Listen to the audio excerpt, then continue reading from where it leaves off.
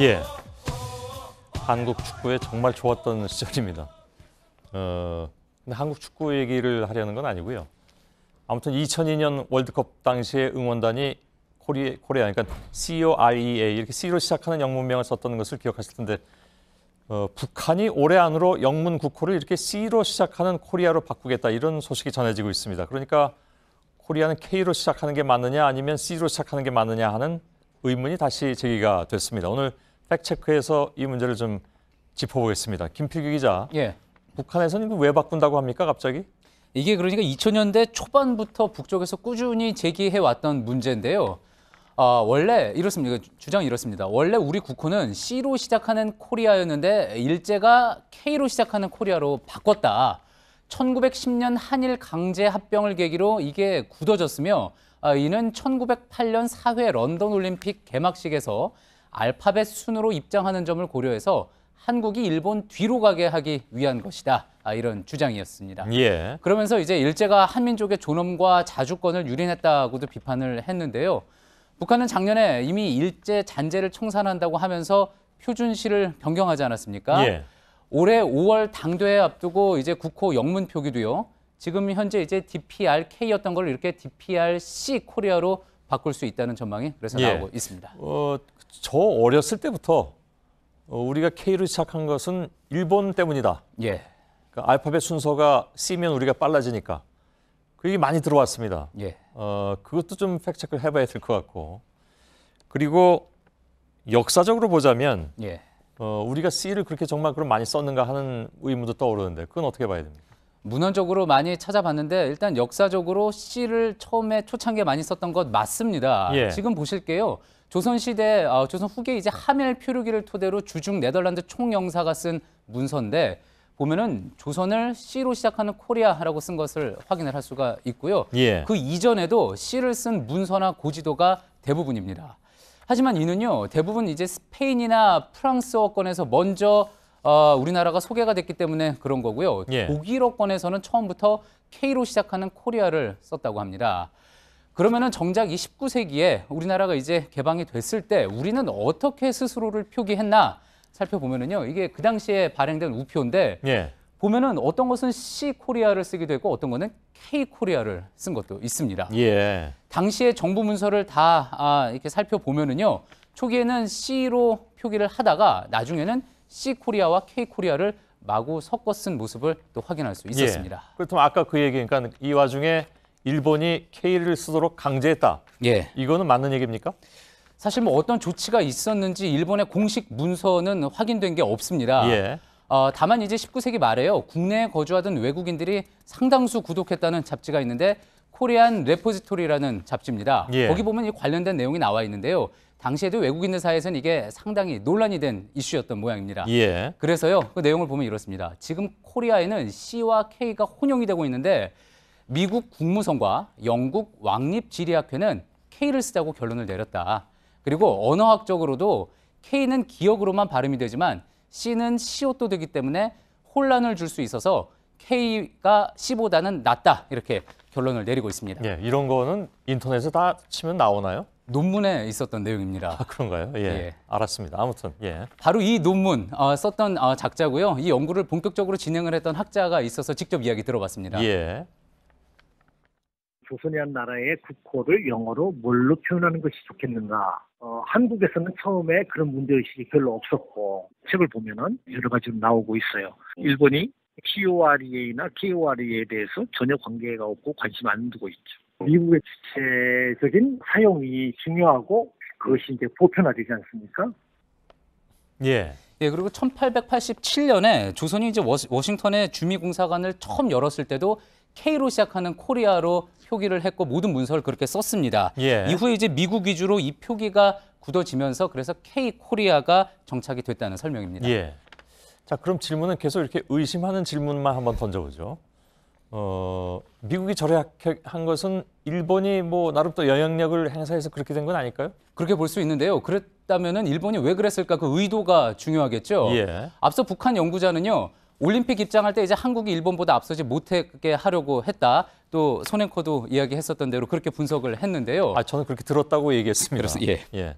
하지만 이제 IOC 규정상 입장 순서를 보면은요, 영어가 아니라 개최국 언어의 표기법에 따르게 되어 있습니다. 예. 그래서 기억을 하시겠지만 스페인 바르셀로나 올림픽 때도요, 한국이 꼬레아 C로 표기가 돼서 일본보다 그렇습니다. 예. 앞서서 입장이 됐었고요. 예. 또 2014년 러시아 소치 올림픽 때도 한국이 일본보다 앞서서 입장을 했습니다. 예, 예. 게다가 이제 국제올림픽위원회의 제1공용어는요, 영어가 아니라 프랑스어입니다.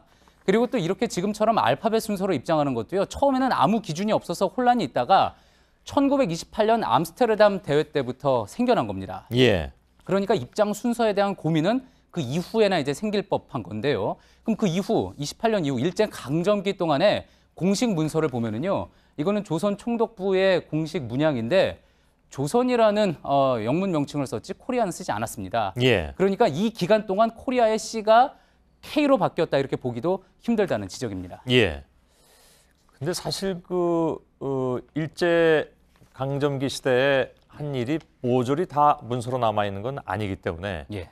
그래서 아직까지도 그런 의심을 거두지 못하는 경우도 있는 것 같습니다. 뭔가 영향력을 행사했겠지라는 생각을 하는 분들도 많이 계실 것 같은데 아무튼 알겠습니다. 근데 혹시 만에 하나 이게 이제 정말 일제 잔재가 맞다면 예. 우리가 이걸 C로 바꿀 수가 있느냐, 그러니까 현실적인 문제가 대두가 되잖아요. 예. 그거 어떻게 볼까요? 예, 통일 이후도 대비해야지 된다. 뭐 여러 가지 이야기 나오면서 그런 이야기 있고요. 예. 그래서 오늘 간단히 이제 저희 JTBC 홈페이지와 SNS를 통해서 시청자 여러분께 직접 한번 물어봤습니다. 그랬더니 한 1000분 정도 응답을 해주셨는데 6대4 정도로 C로 하는 코리아라는 표기를 선호하는 걸로 나타났습니다. 예. 자, 그런데요. 일단 이제 이 표기를 바꾸게 되면은요. 여러 가지를 다 바꿔야 되는데 먼저 이 영문 표기 약자로 리퍼블릭 오브 코리아 해서 ROK라고 쓰지 않습니까? 약자로 그러면 ROC로 바꿔야 되는데 유엔 등 이제 국제사회에서 교체 비용은 물론이고요. 현재 이제 대만에서 ROC를 이미 쓰고 있는 문제도 있습니다. 아, 예, 예. 또 금융시장에서 원화 표시를 KRW가 아니라 CRW로 바꿔야 하는데 역시 혼란 불가피하겠고요. 또 이렇게 좀 작은 부분이긴 하지만 이메일 주소 등에 쓰이는 약어 KR도 CR로 바꿔야 할 텐데 이건 지금 크로아티아에서 쓰고 있는 CR입니다. 예. 그리고 또 이제 뭐 K-팝이라는 말도 바뀌어야지 되겠죠.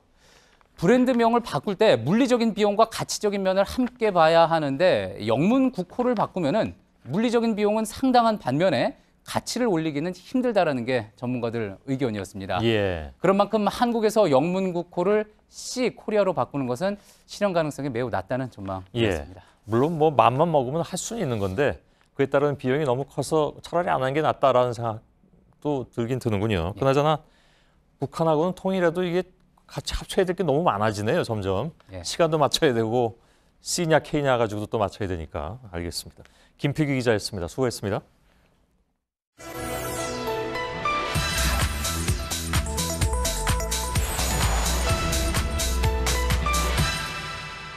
우리 대통령 가깝게 위원 여러분 먼저 박수 한번 좀 보내주시죠. 오늘부터 쓰지 마세요. 국민들이 좋아하지 않으면 안 쓰겠습니다. 국민들이 좋아하지 않으면 안 쓰겠습니다.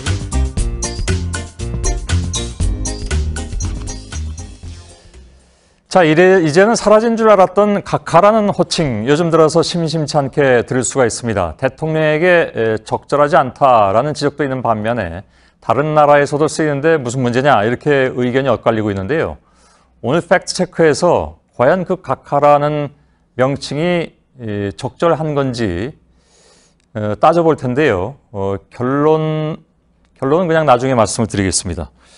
김필규 기자. 예. 우리나라에서 언제부터 이런 호칭을 쓰기 시작한 건가요, 정확하게? 예, 기록상으로 한번 살펴봤는데요. 지금 이제 보실 이 내용이 바로 6.25 당시, 전쟁 당시에 있었던 어떻게 보면 원조 대북전단입니다. 예. 이 내용을 보면은 분명히 이승만 대통령에 대해서 각하 칭호를 붙인 것 확인을 할 수가 있습니다. 예. 이후에도 계속 쓰이다가요. 박정희 대통령 때는 아예 대통령에게 반드시 각하 호칭을 붙여야 한다. 뭐 이런 규정도 나왔습니다. 예. 자, 당시 기사를 한번 살펴보면요. 박 대통령이 지방 순시를 했는데 꼬마 아이들이 따라오면서 저기 박정희 지나간다 이렇다고 합니다. 예. 그러자 대통령은 어른에 대한 이 존경심이 많이 떨어졌다, 통탄했다고 하는데 예. 그 당시 기사에서는 바로 이게 각하 칭호를 의무화한 배경인가 뭐 이런 지적을 하기도 했습니다. 예. 이후에 노태우, 김영삼 정권 때 이 각하 칭호는 공식적으로는 폐지가 됐는데요. 그래도 예. 계속 통용은 됐고요. 실제로 사라진 것은 김대중 정권 때부터였습니다. 예. 근데 각하라는 말 자체는 기원이 더 오래된 거죠. 근데 그걸 따지다 보면 예. 각하는 글쎄요, 이제 그 틀린 말이라기보다 오히려 더 격을 낮춰 부르는 것이다 이런 얘기가 있던데. 예, 그렇습니다. 예, 예. 일단 이 조선 최초의 백과사전이라고 볼 수 있는 이수강의 지복유설에 이 관련된 내용이 나와 있었는데요. 예. 하나하나 살펴보시면은요. 천자는 폐하, 그리고 왕은 전하, 세자는 저하, 대신을 각하라고 부른다. 이렇게 명기를 해놓고 있습니다. 예. 자, 보통 우리가 이 왕이 사는 곳을 전이라고 하지 않습니까? 예. 지금 보시는 것도 이 근정전인 건데요. 자, 이렇게 보시는 것처럼 신하된 입장에서 전 아래에 머리를 숙여서 뵌다, 왕을 뵌다 해서 전하라고 불렀다는 겁니다. 예, 예. 저하, 하파 뭐 이런 것도 그 격에 맞춰서 마찬가지 이야기겠죠. 그런데 조선시대 각하라는 것의 경우에는요. 판서 이하의 고위공직자, 그러니까 장관급 이하를 일컫는 말이었습니다. 예. 자, 그러니까 손앵커 말씀하신 대로 오히려 한 격을 낮춰서 지금 대통령을 부르게 되는 셈인 건데. 결과적으로는 그렇게 되네요. 예, 그렇습니다. 예, 이와 예. 관련해서 전문가 이야기도 직접 들어봤는데 같이 들어보시죠. 예. 그러니까 조선시대에는 이 각하라는 표현을 거의 안 썼는데 쓰더라도 대체로 이제 이품 이하, 판서 이하들한테만 쓰던 호칭이에요. 일품만 돼도 하파예요. 그러니까 그 낮춰 부르던 그런 관습인데 그걸 이제 우리 민주국가가 됐으면 당연히 버려야 되는 거였죠. 예. 그렇군요. 그러니까 그 전하도 있고 하파도 있는데 굳이 대통령 호칭 뒤에 그러면 왜 각하를 따지고 보면 낮춰 부르는 셈이 됐는데 그걸 높임말로 쓰게 되는 상황이 돼버렸는데 그거 왜 그랬을까요? 예, 일단 그 부분에 대해서는 여러 가지 설이 있는데요. 일단 일본의 경우를 참고한 것 아니냐라는 이야기가 가장 많이 제기가 되고 있습니다. 예. 지금 일본에서는요 갓카라고 해서요 발음은 비슷하죠. 메이지 시대 일왕이 임명한 고위 관료, 특히 군장성을 이렇게 불렀습니다. 예. 일제 강점기 때 부임한 총독들이 대부분 군 출신 아니었습니까? 그래서 이 총독들도 다 각하라고 불렀던 거죠. 예. 임시정부에서도 각하라는 말은 쓰였고요. 대한민국 정부 수립 후에 대통령뿐 아니라 부통령, 총리, 장관까지도 각하라고 부르기는 했습니다. 자, 그런데요, 요즘 일본에서도 과연 이 말을 쓰고 있을까? 이 부분을 알아보다가 재미있는 이야기를 하나 들었습니다. 예. 들어보시죠. 일본 내 주요 요인들에 대해서는 각하라는 용어는 더 이상 사용되지 않고요. 다만 외무성에서는 외국의 요인이나 정부 순회에 대해서는 각하라는 용어를 공식적으로 사용하고 있습니다. 오히려 군부의 강압적인 분위기라는 것을 비꼬거나 비판하는 의도로 해서 각하라는 용어를 쓰는 경우가 발견되곤 합니다. 예. 일본에서도 이게 제국주의 때 쓰던 거다. 예. 요즘은 안 쓴다. 오히려 뭔가 좀 권위주의적인 사람은 비꼴 때 그렇게 쓴다. 전혀 다른 상황이군요, 그러니까. 예, 그렇습니다. 그리고 상당히 초기에 이 말을 없애자는 의견이 있기는 있었습니다. 예. 지금 보시는 것처럼요. 해방 이후인 1951년에 각하 칭호는 관존 민비적인 단어다. 그래서 앞으로 폐지한다. 이런 공식 발표가 나오기도 했습니다. 예. 그런데 전쟁통이어서 그랬는지 그냥 그 이후에 유야무야 됐습니다. 예. 그 제가 듣기로는 유야무야는 뭐 일본식 표현이라고 하던데요. 예. 흐지부지로 바꾸시다 흐지부지, 그래요. 예. 이완구 국무총리 후보자는 각하라는 호칭에 대해서 나름대로 또 해명을 좀 했다면서요? 예, 일단 이완구 후보자 측은요, 그동안 별 문제 없이 계속 써온 단어다, 명칭이다라는 이야기를 했습니다. 예. 이희호 여사도요, 오바마 대통령이 노벨상 수상 받았을 때 축하 서신을 보내면서 지금 보시는 것처럼 각하라는 단어를 썼다는 거고요. 예. 또 노무현 대통령도 부시 대통령 방한 때 각하라고 불렀다는 겁니다. 또 역대 국회의장들이 해외 정상에게 보냈던 서신을 보면은요, 지금 이렇게 보시는 것처럼 각하라고 부르는 것들 확인해 볼 수가 있습니다. 예. 특히 또 해외 정상들을 보통 엑설런시라고 부르는데요. 이거를 번역을 하면은 바로 각하 정도가 된다라는 설명입니다. 예. 실제로 번역하면 그게 맞습니까? 포털에서 한번 검색을 해봤습니다. 포털에서 검색한 결과로는요, 지금 보시는 것처럼 일단 각하라고 나오기는 합니다. 예. 자, 그런데 영영사전을 한 번 더 뒤져봤습니다. 봤더니 국가의 특정 고위직에 대한 호칭 정도로 설명을 하고 있습니다. 예. 자, 실제 국가 수반들을 만나는 이 현장에서 번역을 하시는 통역을 하시는 분들은 이 부분에 대해서 어떻게 생각할지 이야기 한번 들어봤습니다. 오늘 여러분한테 이렇게 확인을 해봤군요. 예, 들어보죠. 그런 게 무슨 뭐 우리나라에 정립되어 있는 무슨 뭐 기준이 있어 모르지만은 뭐 사용하는 사람 마음이죠 뭐. 물론 이제 각하 그런 건 약간 좀 그런 너무 좀 권위적인 그런 느낌이 있으니까 그런 건 좀 시대의 이제 발전에 뒤떨어지니까 폐기하고 다른 새로운 대화를 찾아 쓰면 되는 거죠. 총리 님자 붙이면 되겠죠. 우리말로 번역할 때. 예. 그러면 결론적으로 이완구 후보자는 대통령에게 각하라는 말을 계속 쓰는 게 옳겠습니까? 옳지 않습니까? 그 결론을 내리기 전에요. 일단 먼저 화면을 좀 보고 가겠습니다. 예.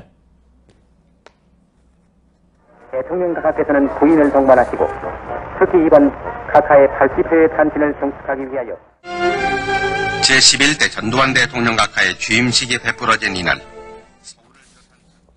예. 예, 이렇게요. 각하라는 이야기를 들었을 때 앞서 보신 이 화면 같은 내용들 떠올리시는 분들 많을 겁니다. 예. 자, 말의 유래 그리고 옳고 그름을 떠나서요. 혹시라도 그 말에 어떤 부정적인 이미지가 있거나요. 또 그래서 불편해하는 국민이 있다면은 대통령 입장에서 먼저 그렇게 부르지 마십시오라고 이야기해 볼 수도 있을 것 같습니다. 예, 예. 아니 근데 그런 걸 다 떠나가지고 맨 처음에 저희들이 짚어드렸던 대로 그것이 뭐 전화합화 이런 말보다 더 격을 낮추는 거라면 굳이 그걸 대통령에게 쓸 이유는 없지 않는가.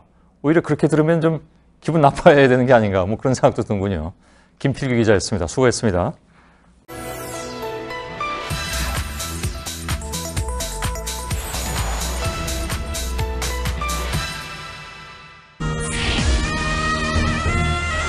그 문을 통해야 성 안으로 들어올 수 있었고 크고 화려하고 그래서 그건 잘은 모르겠는데 오래되기도 했고 그 국보 1호라는 건 알아. 왜 국보 남대문 국보 1호가 돼 있는지는 잘 모르겠다.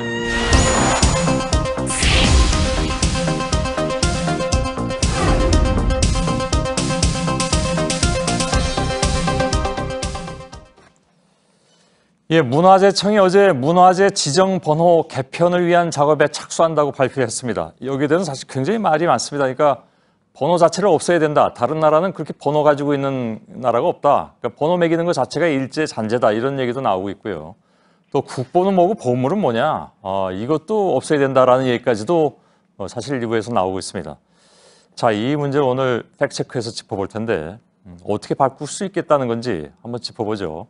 김필규 기자, 체계를 바꾼다는 얘기 어떤 얘기입니까 구체적으로? 예, 말씀하신 대로 그동안 참 많이 논란이 됐는데요. 일단 우리나라 지금 국보와 보물 어떻게 됐는지 살펴보면은요. 국보가 315건이 있고요. 그다음에 보물이 1829건이 지정이 돼 있습니다. 잘 아시는 것처럼 숭례문이 이제 국보 1호고요. 흥인지문이 보물 1호죠. 예. 국보 중에서는 뭐가 있느냐? 경주 다보탑이 이제 20호고요. 그리고 또 석굴암이 24호, 훈민정음이 70호 뭐 이렇습니다. 예. 자, 그런데 숭례문이 굳이 1호인 이유가 뭐냐? 그렇다면은 훈민정음이나 석굴암이 숭례문보다 못하다는 거냐? 뭐 이런 이야기가 나오면서 그동안 논란이 많았던 겁니다. 예, 예. 근데 이 번호 순대로 무슨 뭐 가치가 매겨지는 것이냐? 그건 아니지 않나요? 예, 그렇습니다. 뭐 이 문제에 대해서는 문화재청장 지냈던 유홍준 교수도 나의 문화유산 답사기에서 언급을 한 적이 있었는데요. 예, 예. 어떤 내용이었었냐 하면은, 그러니까 이 지정을 할 때 한꺼번에 많은 수를 지정하면서 그냥 매긴 1년 번호일 뿐이다. 그러니까 순서는 건축, 조각, 회화 순으로 매긴 거고요. 또 지역에 따라서 서울 지역 먼저 다 하고 경기 지역, 강원 이런 순으로 한 거라고 설명을 했습니다. 예, 예. 자, 그러면은 처음 이렇게 지정 번호로 관리를 한 게 언제였느냐? 일제시대였던 1933년 조선 총독부가 한 겁니다. 예. 당시에 이제 보물 153점을 정하면서요. 그때 이제 여기 보시는 것처럼 1호를 경성 남대문, 2호를 경성 동대문, 3호 보신각종, 4호 원각사지 다층석탑 이렇게 정했습니다. 예. 여기 지금 숭례문, 흥인지문으로 되어 있지만 당시에는 이걸 낮춰 부르기 위해 남대문, 동대문으로 했었죠. 예, 예. 식민지 나라에서는 국보라는 말을 쓸 수 없다고 해서요. 또 당시에는 국보가 아니라 보물로만 관리를 했습니다. 그런데 이 순서를요, 해방 후에도 그대로 가져와서 이렇게 국보와 보물로 나눠서 관리를 해왔던 겁니다. 그 일제시대는 그러니까 국보라는 명칭은 없이 그냥 보물로만 했었던 모양이군요. 예. 예. 근데 그렇다 하더라도 당시에 남대문으로 불렸던 숭례문은 아까 보니까 건축을 맨 앞에 놓긴 했던데 예. 그게 다른 건축물도 있는데 굳이 그게 1호였던 이유는 뭘까요, 그러면? 그래서 그와 관련된 이야기도 참 많이 나왔었습니다. 일제시대 때 원래 도성의 문을 다 부쉈었는데요. 숭례문의 경우에는 임진왜란 때 가토 기요마사가 입성했던 문이고 또 흥인지문 같은 경우는 고니시 유키나가가 입성했던 곳이라 이 부수지 않고 살려뒀다. 그러면서 기념을 하다 해서 보물 1, 2호로 지정했다. 그런 이야기가 있었던 건데요. 그림만 봐도 좀 불쾌하네요. 예. 이게 과연 사실인지는 문화재청 관계자에게 물어봤습니다. 직접 한번 들어보시죠. 지정을 위한 초록으로서 쭉 목록을 만들어 놓은 게 있었어요. 1920년대쯤에 그때는 숭례문은 또 들어있지도 않았었어요. 저희 같은 경우는 정확하게 기록을 가지고 얘기할 뿐이지 근데 그런 건 없어요. 뭐 누가 들어왔기 때문에 이걸 1호로 했다 그런 기록은 어디에도 없고. 예, 그러니까 역사적으로 명확하지 않고요. 행정 편의상 아마 했을 것이다라는 그런 이야기인데요. 예. 하지만 이런 일제 잔재 논란이 있었고요. 게다가 또 2008년 화재 이후에 이제 복원되고 그러지 않았습니까? 그러면서 과연 이 숭례문이 국보 1호의 가치가 있느냐 이런 논란을 제기하는 사람들이 많아졌던 겁니다. 예. 뭐 그나마 또 엉터리로 복원했다면서요? 예. 그러니까 이게 뭐 국보 1호라고 얘기하기엔 참 민망한 그런 상황이 되긴 했습니다. 그 복원도 그렇게 급하게 해서 엉터리를 하는지 모르겠습니다. 아무튼. 근데 이렇게 번호를 매기는 나라가 그렇게 많지 않다면서요? 예. 지구상에 단 2곳, 한국과 북한입니다. 예. 북한의 경우에는요, 국보 1호가 약간 분류하는 체계는 조금 다르지만 국보 1호가 평양성이고요. 그 다음에 이제 보물 1호가 평양종입니다. 이 중국의 경우를 살펴보면은요, 중국에는 이제 국가문물국이라고 해서 문화유산을 관리를 하고 있기는 한데 국보라는 명칭을 쓰지 않고 또 문화재에 대해서 대외적인 번호도 매기지 않습니다. 예. 미국의 경우도요, 자유의 여신상이나 뭐 그랜드 캐년 같이 이런 곳을 8만 개에 달하는 내셔널 레지스트라고 해가지고 관리를 하고 있는데요. 역시 어떤 번호도 매기지는 않고 있습니다. 예. 일본이 1950년까지 우리와 마찬가지로 지정 번호를 뒀습니다. 하지만 이제는 대외적으로 없앴고요. 관리 차원에서만 사용을 하고 있습니다. 예. 근데 그 교토 고류지인가요? 거기 있는 미륵보살 반가사유상? 예. 미륵보살 반가사유상. 그거는 일본에서 자기들이 국보 1호라고 부르는 거 아닌가요? 예, 조금 전에도 화면으로 잠깐 나왔었는데요. 그것 역시도 이제 그렇게 알려져 있지만 1950년 이전까지는 그렇게 했을지 모르겠지만 공식적으로는 일본에서는 국보 1호라는 게 없는 상태입니다. 예. 그러니까 그 번호를 부여하는 것 자체가 어찌 보면 일제 잔재다 이렇게 얘기할 수도 있을 것 같습니다. 예. 그 북한 사람들은 뭐 제국주의 이렇게 싫어한다면서 그건 또 가지고 있네요, 번호를. 아직 뭐 그 사실을 잘 모르고 있는 것 같습니다. 그런가요? 예. 정말입니까? 그건 알 수 없는 거죠. 예, 알겠습니다. 근데 지금도 큰 문제는 없는데 지정번호 제도를 그러면 큰 문제가 있다면 있는 거죠. 있는데 좌우지간 그런 번호를 없애는 것도 아니고 예. 번호 체계를 바꾸겠다는 건 그럼 왜 그런 겁니까, 그러면?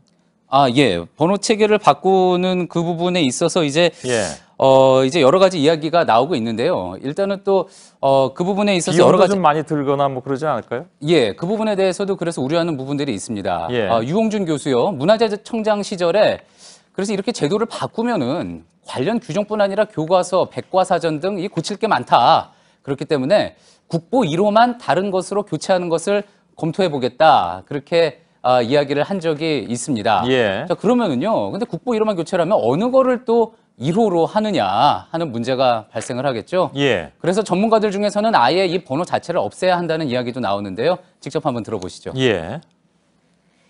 아니 우리나라 문화재 안내판 옆에서 번호 이거 지우면 되잖아요. 근데 그게 돈이 얼마나 들어가요? 교과서 저기 새로 찍어낼 때 번호 없애면 되잖아요. 그럼 어차피 1년마다 3번 인쇄하잖아요. 예. 의견이 엇갈릴 수밖에 없는 사안이긴 한 것 같습니다. 언제쯤 이게 결론이 날까요, 근데? 예, 이번에 문화재청이 맡긴 연구 용역은 아마 오는 11월쯤에 결과가 나올 것 같습니다. 그렇게 되면 어떻게 될지는 이제 내년 이후에 확실히 볼 수 있을 것 같은데요.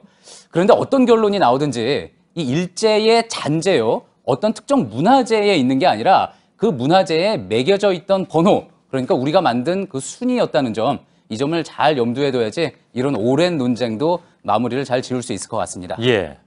뭐 개인적인 의견이지만 번호는 없어도 되지 않나 하는 생각이 드는군요. 예. 굳이 번호를 매겨서 마치 순위인 것처럼 오해받을 필요는 없는 거니까 말이죠. 예, 알겠습니다. 팩트체크 김필규 기자였습니다. 수고했습니다.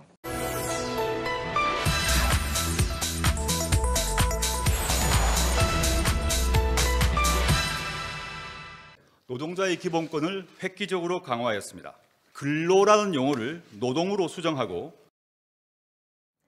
네, 노동과 근로 같은 듯 다른 두 단어가 오늘 화제가 됐습니다. 지금의 헌법은 근로라고 되어 있는데 이걸 노동으로 바꾸자고 청와대가 제안을 했기 때문입니다. 일제강점기와 군사 독재 시대의 사용자 관점에서 만들어진 용어라는 이유를 얘기하기도 했습니다. 과연 사실인지 그리고 어떤 역사적인 맥락이 있는지를 팩트체크해서 확인을 해보겠습니다. 오대영 기자, 단순한 단어 선택의 문제가 아닌 거죠? 그렇습니다. 헌법에는 근로라는 단어가 10번 넘게 나옵니다.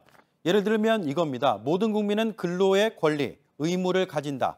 32조가 대표적입니다. 네. 1948년 재헌헌법 때부터 근로라고 표현을 해왔는데 이번에 노동으로 바꾸자고 제안을 한 셈입니다. 네, 구체적으로 두 단어의 뜻이 어떻게 다른 건가요? 네, 국립국어원에 따르면 근로는 부지런히 일함이라고 뜻합니다. 네. 노동은 사람이 생활에 필요한 물자를 얻기 위하여 육체적, 정신적 노력을 들이는 행위를 말합니다. 근로는 부지런한 것, 그리고 노동은 일하는 것에 방점이 찍혀 있습니다. 네, 그러면 이 근로의 의미가 일제강점기 때 만들어지거나 바뀐 겁니까? 그렇지는 않습니다. 근로는 삼국사기에도 등장합니다. 그런데 중요한 건 현대적인 개념이 언제 생겼느냐는 건데 한국에선 1890년대에 자리 잡았습니다. 1895년 우리나라 최초의 국어 교과서로 불리는 국민 소학 독본이 있습니다. 이게 만들어졌습니다. 네. 이 책에서 노동은 말 그대로 육체적인 생산 활동을 의미하는 것으로 나옵니다.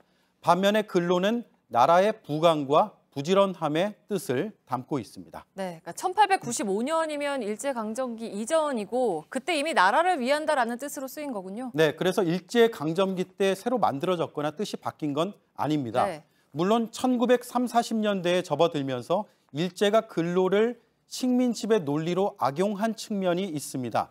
근로정신대나 근로보국대 같은 명칭이 대표적입니다. 하지만 이와 별개로 독립운동 진영에서도 근로정신을 강조했습니다. 또 해방 직후에는 중간파에서는 근로인민당도 만들었고 사회주의 진영에서는 근로자라는 기관지를 발행했습니다. 결국 이념의 구분 없이 근로라는 말을 썼다는 겁니다.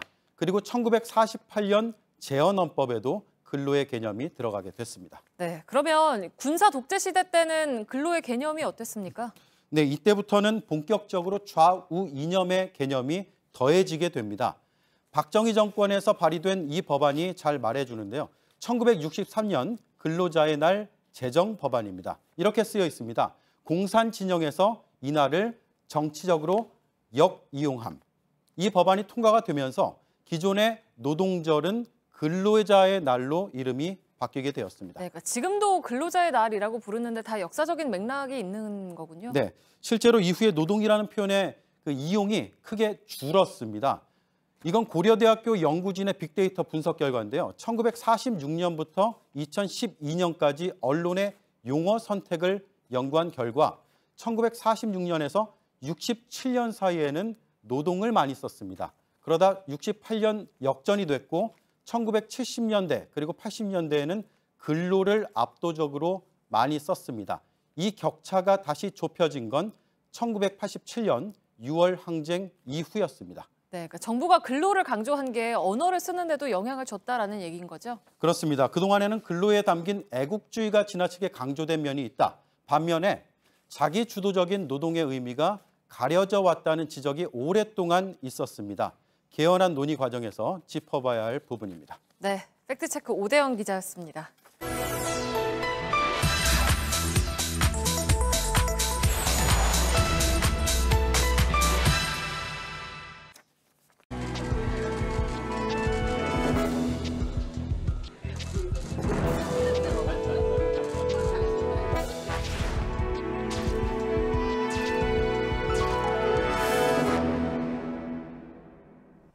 네, 미국 워싱턴에 있는 대한제국공사관입니다. 19세기 말 대한제국이 쓰던 공간인데 113년 만인 올해 복원됐습니다. 그런데 여기에 걸린 태극기를 두고 뒤집혀서 걸렸다라는 주장이 나왔습니다. 국기법 규정에 어긋난다는 겁니다. 이 주장이 사실일지 한번 확인을 해보겠습니다. 또 이어서 태극기를 둘러싼 여러 사실들을 좀 정리를 해보겠습니다. 오대영 기자, 상황을 먼저 좀 자세히 설명을 해주실까요? 네, 국기를 거는 방법은 대한민국 국기법 시행령에 자세하게 나와 있습니다. 네. 이걸 세로로 걸 경우에 네. 건곤 감리 중에서 건괴가 오른쪽 상단에 와야 합니다. 그런데 이번에 복원된 대한제국공사관에는 건괴가 왼쪽 하단에 있습니다.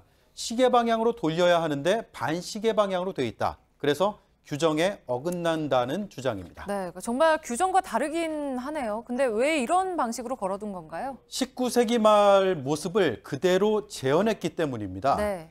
대한제국공사관은요, 1889년에 지어졌습니다. 이건 1893년에 찍힌 사진입니다. 네. 1910년에 일제에 빼앗겼고 그 뒤에 소유권이 떠돌다가 2012년 우리 정부가 다시 샀습니다.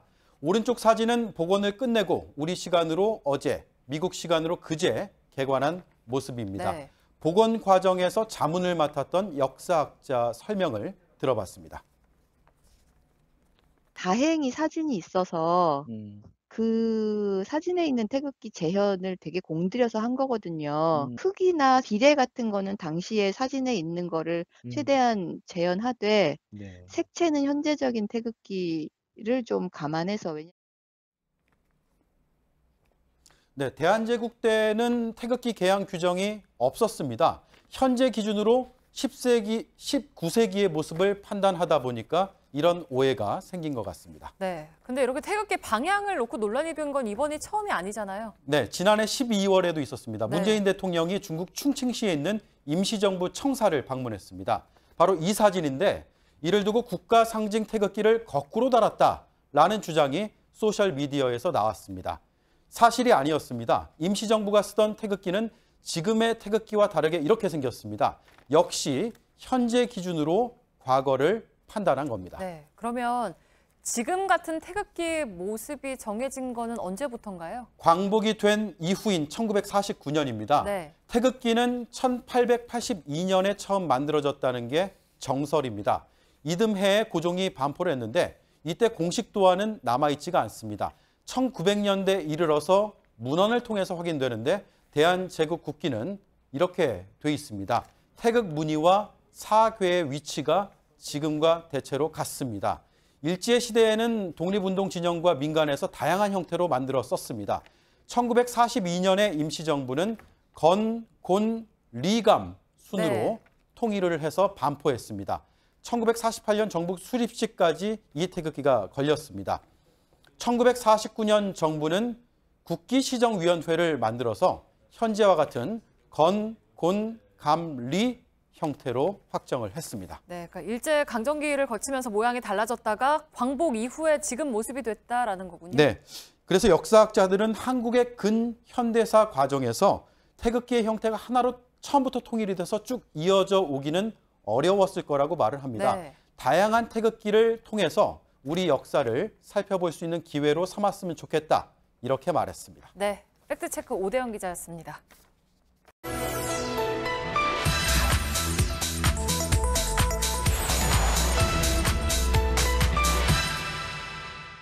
네, 팩트체크 이가혁 기자와 함께하겠습니다. 부산에는 세계 유일의 유엔군 합동 묘역이 있습니다. 그 인근에는 이렇게 유엔 참전 기념탑이 있는데요. 최근에 때 아닌 우길기 논란에 휩싸였습니다. 네, 1975년에 도로 가운데 로터리에 설치된 건데 하늘에서 보면 이렇습니다. 일본 군국주의 상징 우길기와 닮았다는 겁니다. 시청자 여러분들은 좀 어떻게 보이시나요? 이 지역 정치권에서 나온 주장인데 뻗어나가는 선이 16개로 똑같은 점, 그리고 또 중심원이 왼쪽으로 치우친 점이 비슷하다면서 진상을 밝혀야 한다, 이런 주장이 나왔습니다. 네, 우길기를 본떠서 만들었을 가능성을 지금부터 하나하나 따져보겠습니다. 이가혁 기자, 어떤가요? 네, 일단 부산시는 본떠서 만든 게 아닐 가능성이 크다. 본떠서 만들었을 주장은 좀 아닌 것 같다라는 입장입니다. 네. 부산시와 남구청에 도면이나 자료가 남아있는 게 있는지를 좀 요청을 해봤는데 아쉽게도 남은 게 없다는 답을 들었습니다. 그래서 차선책으로 이 기념탑의 외형만 좀 따져보면 이런 모양으로 설계된 나름의 이유는 확인할 수 있습니다. 이 뻗어나가는 선이 16개인 것은 6.25 전쟁 당시 우리나라를 돕기 위해 참전한 16개 나라를 상징합니다. 네. 각 기둥마다 해당 국기도 걸려 있고요. 또 각국의 병사를 이렇게 모티브로 한 이런 동상들도 있습니다. 중심이 왼쪽으로 이렇게 치우친 것은요. 이 중심은 지구본인데요.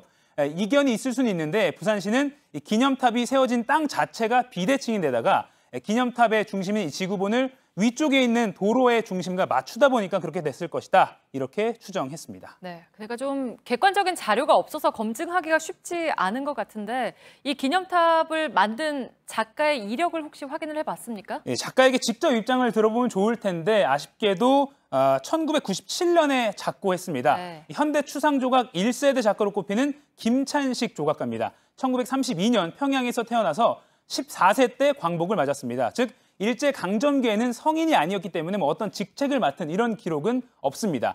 6.25 전쟁 때는 월남을해서 이후 홍익대 미술대학장도 지냈습니다. 공공기관 같은 주요 장소에 다른 작품도 많습니다. 4.19 혁명을 촉발시킨 마산 3.15 의거를 기념하는 그 기념탑을 비롯해서 세종문화회관 또 독립기념관에도 김찬식 작가의 작품이 설치돼 있습니다. 네. 과거 일본에서 몇 차례 전시회를 한 기록 정도는 있습니다. 네. 하지만 김 작가의 다른 작품이나 또 언론 보도, 미술계 비평 등에서 특별히 논란이 될 부분을 찾을 순 없었습니다. 이 작가가 기념탑을 일부러 우길기 모양처럼 만들었다고 볼 근거는 찾지 못했습니다. 부산시는 이 UN 기념광장이라는 걸 새롭게 조성하는 걸 추진 중인데 이때 이 기념탑에 대한 시민들의 의견을 더 듣고 결론 낼 것이라고 밝혔습니다. 네, 사실은 비슷한 사례들이 있었죠. 네, 뉴스 종종 나왔습니다. 종종 네. 있어 왔습니다. 대부분 제작자가 그런 의도가 아니다 이렇게 해명을 했지만 신중하지 못했다 이런 비판도 쏟아졌습니다. 우길기는 과거 일본군 육군기와 또 해군 군함기로 세계 2차 대전까지 쓰였습니다. 우길기가 일본의 군국주의와 또 전쟁 범죄를 상징한다고 볼 수밖에 없는 까닭입니다. 네. 일본은 그냥 전통 문양이다, 군국주의 상징이 아니다 이렇게 말을 하는데 오늘 야스쿠니 신사업 상황 등에서 보셨듯이 받아들일 수가 없습니다. 네. 제대로 된 역사 반성 없이 아베 정권이 군대를 다시 부활시키려는 개헌 등의 움직임을 보이는 한 우길기 아니면 그게 연상되는 수준의 다른 디자인만으로도 민감하게 반응하는 게 어쩌면 당연해 보이는 측면이 있습니다. 네, 그렇겠죠. 팩트체크 이가혁 기자였습니다.